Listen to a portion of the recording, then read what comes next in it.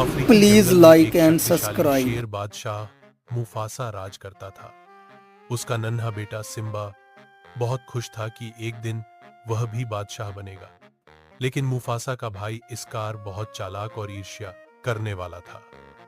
उसने मुफासा को मारकर तख्त हासिल कर लिया और सिम्बा को जंगल से भगा दिया। सिम्बा दूर जाकर दो नए दोस्तों टिम्बोन और पंबा के साथ हंसी खुशी जीने लगा, मगर उसे अपने बाप की सच्चाई और फर्ज याद आने लगा।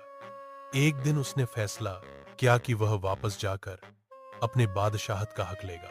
सिम्बा ने हिम्मत की, स्कार का मुकाबला किया और सच्चाई को जीत दिलाई। जंगल के जानवरों ने खुशी से उसे बादशाह माना। सबक यह कहानी हमें सिखाती है कि सच, हिम्मत और दो को कभी नहीं भूलना चाहिए। बुरे लोग वक्ती तौर पर जीत सकते हैं, मगर आखिर में सच्चाई की जीत होती है।